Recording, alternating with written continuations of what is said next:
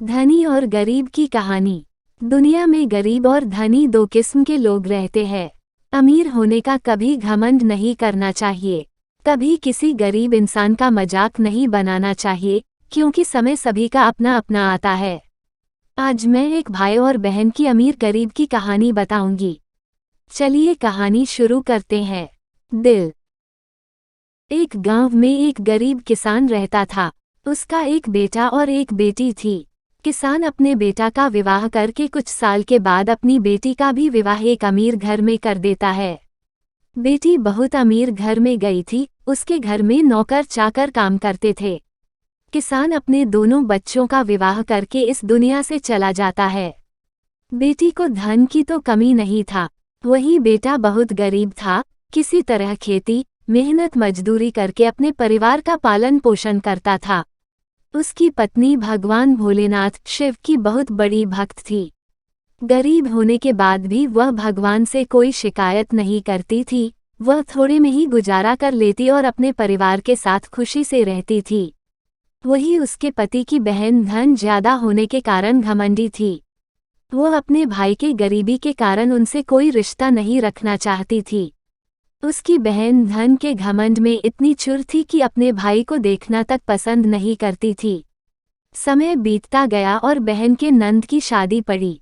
उसने अपने भाई को बुलाया तक नहीं।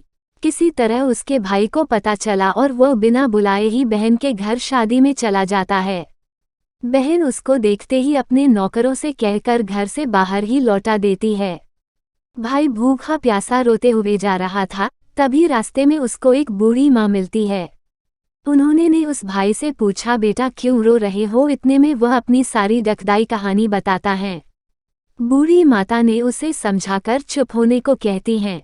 बूढ़ी माताजी गरीब किसान के बेटा से कहती कि यहीं पास में मेरा बगीचा है, चलो कुछ खा के आराम कर लो। दोनों बगीचे में जाके खरबूज खाते हैं। फिर बूढ़ी माता ने एक थैले में खरबूज और कुछ खाने पीने का सामान रख के उसे वहां से घर भेजती है। घर पहुंचने के बाद बच्चे सब अपने पिता के आगे पीछे घूमते हैं।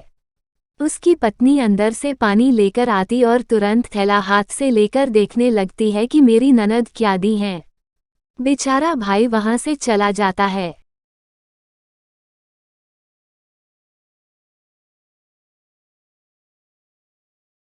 उसकी पत्नी जैसे ही उस खरबूज को काटती खाने के लिए, उसमें बीज के जगह हीरे मोती चमक रहे होते हैं। वह बहुत खुश होती है देखकर। फिर अपने पति के पास जाकर कहती कि दीदी को हमारी गरीबी देखा नहीं गया है, इसीलिए इतने सारे धन दी हैं। बेचारा किसान भाई सोच में पड़ जाता है और किसी से कुछ कहता नहीं है। अब बेचारा भाई भी बहुत धनी और पैसे वाला हो गया। भाई के अमीर होने की खबर धन के घमंड में चूर रहने वाली बहन को पता चला और वह बिन बुलाए अपने मायके यानी भाई के घर आती हैं। यह देखकर भाई मन में सोचता है कि जब मेरे पास धन नहीं था तो बहन मुझे देखना तक नहीं चाहती थी। फिर भी वह और उसकी पत्नी ने उसका आदर सत्कार करते हैं। कुछ दिन के बाद बहन को ससुराल से बुलावा आया।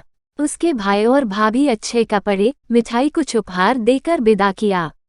इतना सब देखकर उसकी बहन के आंखों में आंसू आ जाते हैं। उसको समझ में आ जाता है कि धन ही सब कुछ नहीं है, अच्छा स्वभाव और दिल का बड़ा भी होना चाहिए।